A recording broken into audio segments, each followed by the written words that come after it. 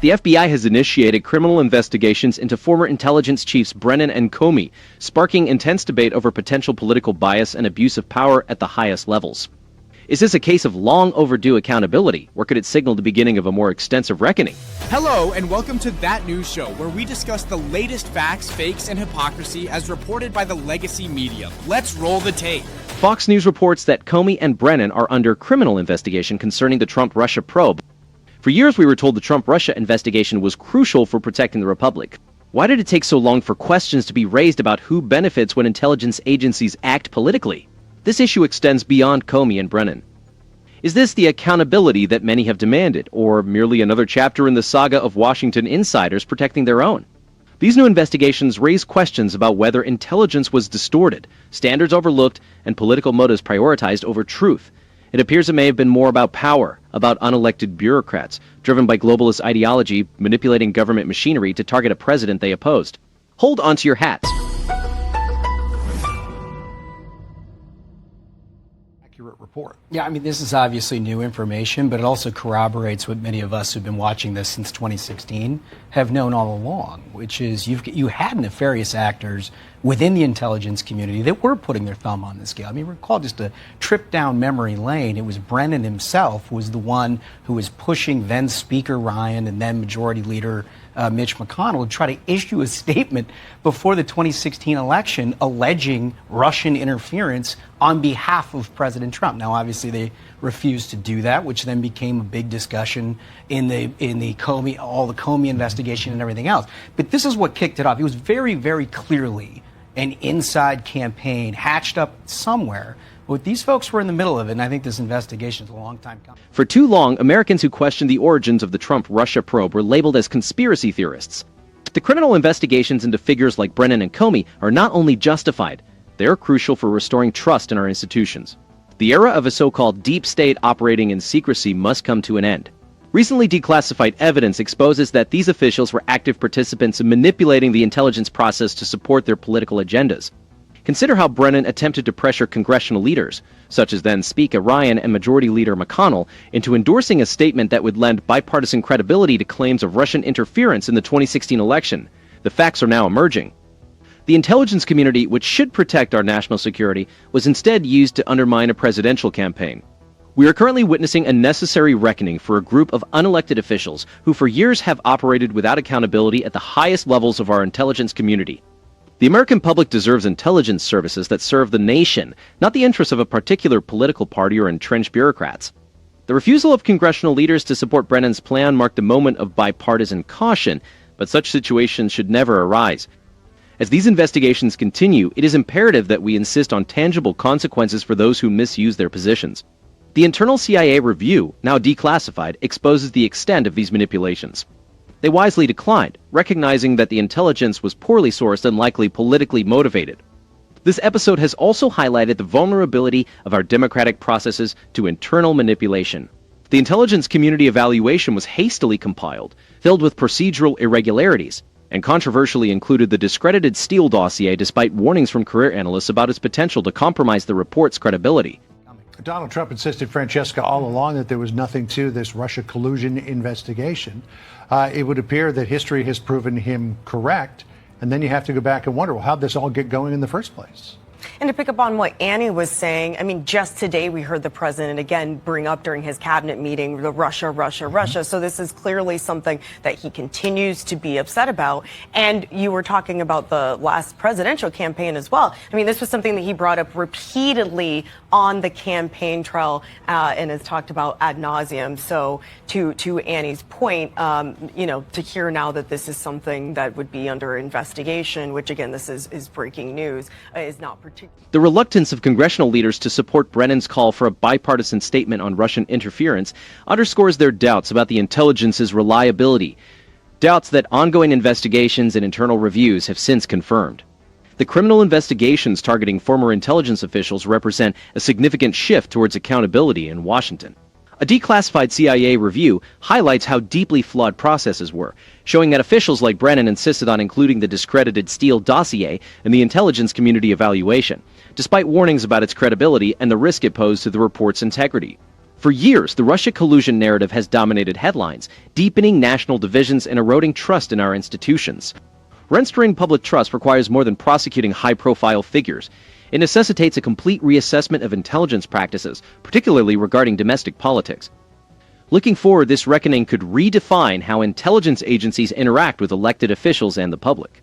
The current scrutiny exposes that political motives may have compromised the highest levels of government. The stakes are higher than partisan politics. Americans deserve transparency and integrity in government, not an intelligence system manipulated for political purposes. The evidence points to a concerted effort to influence public opinion during a critical election, sidelining standard analytic protocols and ignoring dissent within the intelligence community. The previous administration's readiness to promote these baseless claims, despite knowing their questionable origins, serves as a warning about how government power can be misused against political rivals, threatening our democracy's foundations. The new FBI leadership has committed to restoring trust and depoliticizing the agency. But true reform will come only with stringent oversight and a strong adherence to constitutional principles. Suicide. There was some talk that Israel didn't want to get bogged down in another occupation, security or otherwise, of Gaza. Looks like that's changed. Yeah, and Netanyahu right now, as we speak, is at the White House. I believe he's still there. We know he came in to meet again with the president to talk about Gaza. And I think what Francesca's great question last night and her reporting is showing is this framework kind of firming up around what the United States, at least, is hoping a peace deal would look like. And of course, when Wickoff today in the cabinet meeting referenced a possibility of a pause in fighting for 60 days, he was also saying he hopes it's the beginning of the absolute end of fighting, so the pause would extend. Fox News should consider amplifying voices that challenge the prevailing bipartisan consensus in Washington, promoting a narrative that questions continuous failed interventions. American involvement risks further entanglement in conflicts that may not align with national interests. Still, the best strategy for the U.S. is to avoid entanglement in endless conflicts, advocating for transparency and reforms rather than unchecked support. In contrast, the current administration has shown some readiness to demand accountability and prioritize American interests. Fox News has comprehensively covered these developments, including Netanyahu's Washington visit and the specifics of the ceasefire agreement. The network effectively uses visuals to explain the ceasefire phases and prisoner exchange numbers, but often lacks critical analysis of the long-term costs to American taxpayers and security. A more restrained America First policy that prioritizes our sovereignty and people over foreign interests is advisable. Also, the coverage could benefit from a more balanced perspective, questioning the wisdom of deep American engagement and the consequences of supporting prolonged occupations. While Israel's security concerns are valid, the collective punishment of civilians is indefensible, and the U.S. should not support policies that violate human rights. This move, aimed at curbing weapons smuggling, has been criticized by some as political posturing rather than a genuine security effort. Additionally, mainstream media generally overlooks the humanitarian consequences of the ongoing blockade and military actions in Gaza. In conclusion, American intervention, whether diplomatic or military, seldom delivers the promised stability or security. Rebuilt. I don't think they're in a place of tremendous leverage at this point. I think they're sort of all out of cards. I think this is something that it's not surprising at all that Israel would want security assurances. It falls into the category of fool me once, shame on you. Fool me 80,000 times over 80 years, shame on me. I mean, that they are going to make assurances that it can't reconstitute itself and harm the Israeli people. That's a baseline deal. Where this whole thing ends, look, I think President Trump has had a remarkably pragmatic approach to this, where he has taken both sides, where he has a definitive opinion of who's in the right and who's in the wrong, but his goal is to try to drive towards an end solution. I think we are much closer now than we've been in decades. A practical approach is necessary, prioritizing American interests and demanding accountability. The lesson from the past 80 years is clear. Real use is derived from strength, clarity, and the readiness to reject unfavorable agreements. We cannot continue to be the world's policemen, supporting endless conflicts that do not benefit our citizens or our future. Despite Israel's military strength, it does not equate to sustainable use. Additionally, international calls for boycotts and sanctions against Israel risk harming American investments and jobs linked to trade with a key regional ally. Security assurances are essential, not merely tactical demands given the history of broken promises and threats. It's akin to continuously funding a neighbor's home repairs while neglecting your own leaking roof and your children's education. This financial strain diverts funds from domestic needs like infrastructure, impacting American households as they cope with rising inflation and debt. Financially, the ongoing conflicts have heavily drained resources.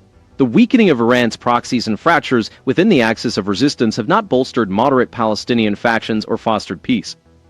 Every conflict flare-up in regions like Gaza or Lebanon tightens the financial squeeze on small businesses, farmers, and working families. The American taxpayer bears a substantial burden, funding military aid and reconstruction efforts in the Middle East with minimal returns in stability or security. Israel currently lacks significant use, constrained by external pressures and internal fatigue after years of conflict. Instead, ongoing instability may empower radical groups, risking economic collapse in Palestinian areas and an influx of weapons from hostile entities. And there you have it. For years, figures like Comey and Brennan, along with their allies, have used intelligence agencies to undermine a sitting president, supported by the previous Democratic administration. Consider this. If they can target a president, what could they do to you? Now, with accountability finally on the horizon, the American people can see the extent of the corruption. They claimed it was in the pursuit of justice, but it was always a power play. The path forward must embrace radical transparency and a government that truly serves its citizens, not controls them. Be sure to leave your comments below, and don't forget to like and subscribe. Thanks for watching.